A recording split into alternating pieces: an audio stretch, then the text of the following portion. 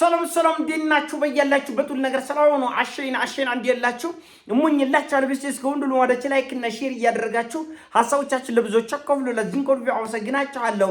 ሐሳቡ ሲሞቻችሁ እንደለመዳችሁት 3000 ላይክ እንድትገጩኝ በተተና አጎብዛችኋለሁ።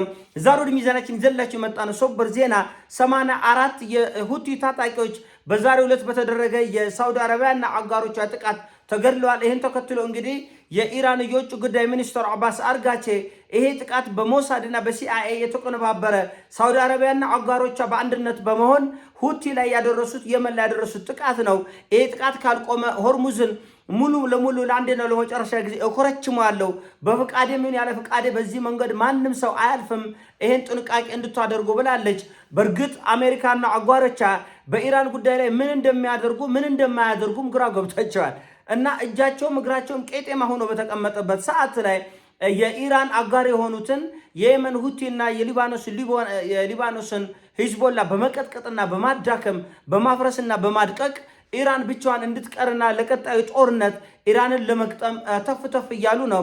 ኢራን ይህን ቀድማ አውቃለች። እኔ 75% የሚሆን የሚሳኤል ክምችቴ ዝግጁ ነው። መጀመሪያም አልተነካም። 75% የሚሆነው የኢራን የሚሳኤል ክምችት በከፍተኛ ተጠንቀቅና ዝግጅት ላይ ነው ያለ። አሜሪካ ይህንን ማረጋገጥ የምትፈልግ ከሆነ ትሞክረኝ ብላ ቻሌንጅ ሰጥታለች። ሰሞኑን እዚህ ቲክቶክ ላይ ልጆቹ እየመጡ 100,000 ላይክ የሚገባ ከሆነ ምን ታረጉልኛለ? 300,000 ላይክ የሚገባ ከሆነ ምን ታረጉልኛለ? አይፎን 17፣ አይፎን 16፣ አይፎን 18 ይላል እና ኢራን ደግሞ ለአሜሪካ ቻሌንጅ ሰጥታለች። ፍላጎት ካለሽ ምን ያህል የሚሳኤል ክምችት እንዳለኝ አሜሪካ ማረጋጋጥ የምትፈልግ ከሆነ ትሞክረኝ ነው ያለች። ትሞክረኝ እና ሳውዲ አረቢያ ደግሞ ከድርጊቷ እንድትቆጠብ የሚል ጥብቅ የሆነ ማስጠንቀቂያ ሰጥታለች። ሳውዲ አረቢያ በጣም ነው የተጨናነቀችው። በጣም እንግዲህ ከቱራንትና ወዲያ 8ኛ መርከቧ ከሰጠመ በኋላ የምትይዘው የምትጨብጠው ጠፍቶባታል። በእርግጥ ከፓኪስታንና ከቱርክ ጋር ያደረገችው ጥምረት ምንም እንደማይጠቅማት ታውቃለች። ምንም በጣም ተጨንቆ ነው ያሉት ሳውዲ አረቢያዎች እና ከ15 ተጨማሪ አገሮች ጋር ደግሞ ዛሬ ተፈራርመዋል። በእርግጥ ከ13 ጋር የተፈራረሙት ሁለቱ ደግሞ ማሟላት የሚገባቸው አንዳንድ ጉዳይ አለ። እሱን አሟልተው ሲጨርሱ እነሱ ይጨመራሉ። በተረፈ ሌሎች 13ቱ ዛሬ ፈርሟል እና ምንድነው ጋጋታው? የፊርማ ጋጋታ፣ የአጋር ሀገሮች ጋጋታ በጣም የሚጎርማቸው እዛው ውስጥ የተወሰኑት የፈረሱ ናቸው። አሁን ሱዳን አለች እዚህ ውስጥ። ሱዳን እንኳን ለሳውዲ አረቢያ ልትተርፍ ቀርጦ ሱዳን ለራሷ መሆን አክቷታል። ሱዳን ለራሷ እየፈራረሰች ነው ያለችው። እዚህ ውስጥ የሳውዲ አጋር ተብሎ የተጠሩት አንደኛ ሶማሌ ነች። አንደኛ የሳውዲ አረቢያ አጋር ሆኖ የተመረጠችው ሶማሌ ነች። ሶማሌ ለራሷ ብንትና የወጣች አገር ነች እንኳን ለሳውዲ ልትተርፍ እና ሌላው በዚህ ጋር ደግሞ ሳውዲ አረቢያ አጋር ተብላ የተጠራችው ጅቡቲ ነች። እቺ የበሬ ግንባር የምታክል ሚጢጥዬ አገር የኢራን 5 ሚሳኤሎች ቢወርድባት የምትፈርሰው ጅቡቲ ነች። ሌላው የሳውዲ አረቢያ አጋር ተብላ ከነዚህ ከ13 ውስጥ የገባቸው የመን ነች። ደካማው ለፈስፈስና እግር ላሹ የየመን መንግስት ደግሞ ሌላው የሳውዲ አረቢያ አጋር ተብሎ ነው። ሌሎቹ ሳውዲ አረቢያ አጋሮቼ ናቸው፣ እንቋቋማለን፣ ኢራንንና ቀይ ባህር ላይ ያለውን ችግር እንቋቋማለን ብላ የጠራቻቸው እነ ኳታር፣ እነ ኤሚሬትስ፣ እነ ሌሎችም እነ ባህሬን ሲቆጠቀጥ የከረሙ እኮ ናቸው። በኢራን ሚሳኤልና ድሮን ሲቆጠቀጡ አረ እንደሚያድነናል የሰው ያለ የድሮስልኝ ጥሪ ሲያሰሙ የነበሩትን ሰብስባ ምን መፈራረም ያስፈልጋል? መጀመሪያም እኮ በአንድነት እየተዋጋችሁ ነው። ኢራንን እየተዋጉ ነው ያሉት፣ በአንድነት እየተዋጉ ነው ያሉት። እንደገና አሁን ደግሞ ሲጨንቅ ጊዜ ተፈራረምን እኮ 15 ነን፣ 13 ነን፣ 11 ነን፣ 12 ነን። ጭንቅ ነው እንጂ ከቱርክና ከፓኪስታን ጋር የተፈራረመችው ብቻ ከበቂ በላይ ነበር። ከበቂ በላይ ነው።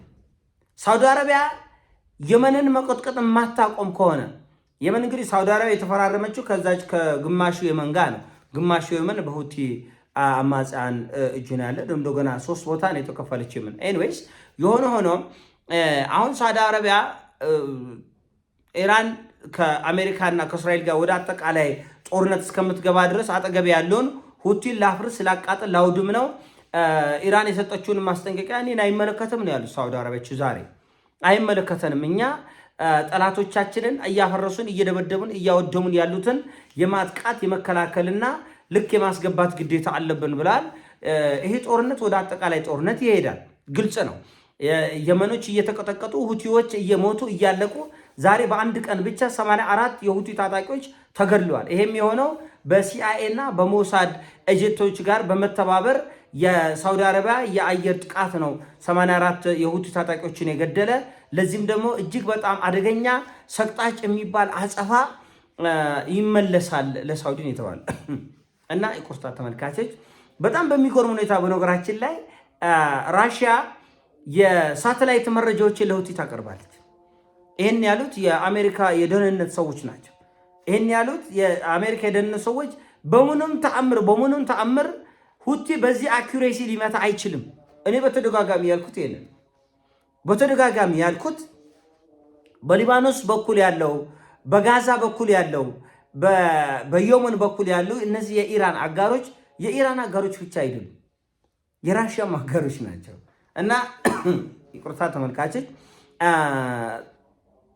ከፍተኛ የሆነ የሳተላይት መረጃ እየቀረበ ነው። ከፍተኛ የሆነ የሳተላይት መረጃ ራሽያኖቹ ለሁቲ እያቀበሉ ነው። መሳሪያዎችንም እኔ እንደኔ ግምት ሚሳኤሎችንም ድሮኖችንም ከኢራን ጎን ለጎን ራሽያኖቹ ያቀርባሉ የሚል ግምት አለ።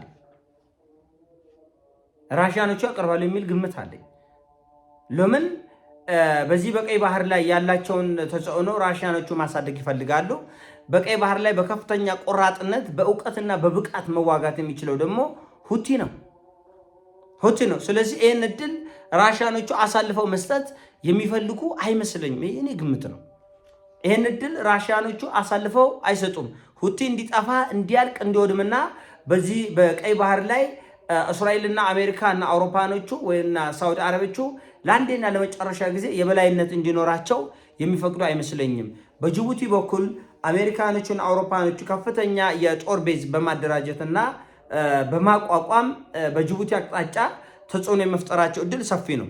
በዛኛው በኩል ግን በየመን በኩል ግን ይህን እድል በፍጹም ማግኘት አልቻሉም። እንኳን ይህን እድል ለማግኘት የሚያሳድዷቸው ሆኗል። ሁቲዎቹ አውሮፓንና አሜሪካን የሚያሳድዱበት በጣም አደገኛ የእሳት ቀጠና ሆኗል። ስለዚህ ራሽያኖቹ ሁቲዎችን መርዳታቸው ግልጽ ነው።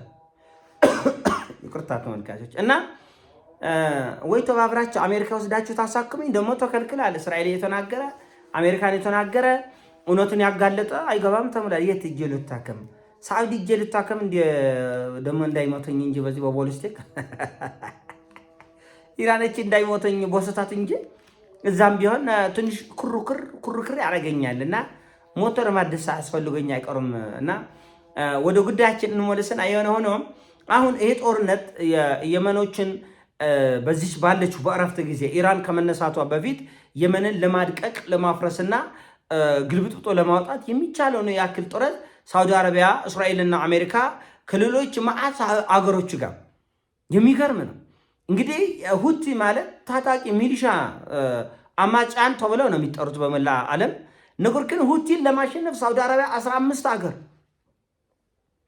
አደራጅታ አቀናጅታ በቢሊዮን ዶላር መድባ 24 ሰዓት ሰላዮቹ የነዚህ 15 ሀገር የደህንነትና የስለላ ኃይሎች ከሳተላይት መረጃዎቻቸውና በሚሳኤል በድሮንና በጦር ጀቶች የታጀበ አደገኛ ጭፍጨፋን እያደረገ ያሉት። ነገር ግን የሚሳካ አይመስለኝም። እውነቱን ለመናገር ኢራን እንደ አይል ብሌና መጠበቅ ያለባት ከሁሉ በላይ የሁቲ ታጣቂዎችን ነው። በእርግጥ የሊባኖስ የሂዝቦላም አቅሙ ቀላል የሚባል አይደለም። ነገር ግን ቀጠናዊ ተጽዕኖዋ ኢራን እንዲቀጥልና እንዲጎላ ከተፈለገ ከፍተኛ ኢንቨስትመንቶችና ትኩረት ለሁቲ ታጣቂዎች መስጠት የሚያስፈልግ ይመስላል። በእርግጥ አብዛኛው የኢራን የድሮን ኤክስፐርቶች የድሮን ኤክስፐርቶች የሚሳኤል ኤክስፐርቶች በማምረትም ሆነ በማስወንጨፍ ላይ እንዲሁም የኢራን የደህንነት ሰዎች በየመን ነው የሚገኙት። ከሁቲ ታጣቂዎች ጋር አብረው እየተፋለሙና እየተዋደቁ ነው ያሉት። ይሄ ነገር በተለይ የመን ላይ በትኩረት ሁቲ ላይ እየተደረገ ያለው ጥቃትና ውድመት ኢራንን በከፍተኛ ሁኔታ እና በድንገተኛ ወደዚህ ጦርነት በሙሉ ኃይሏ እንድትገባ ሊያረጋት ይችላል። ምክንያቱም አሁን የተያዘው አያያዝ ሁቲን ከምድሮ ገጽ ላይ ሊያጠፋ የሚችል አደገኛ ህብረትና ጥምረት ስለተፈጠረ በዚህ ውስጥ ኢራን ጣልቃ ገብታ አስቸኳይ እርምጃ ቀጠናው ላይ ካልወሰደች በስተቀር ሳውዲ አረቢያና አጋሮቿ በአደገኛ ሁኔታ እየዘመቱ ይመስላል። ይሄን ሐሳብ ሲሞቻችሁ ላይክ አድርጉ፣ ሼር አድርጉ። እወዳችኋለሁ። ፒስ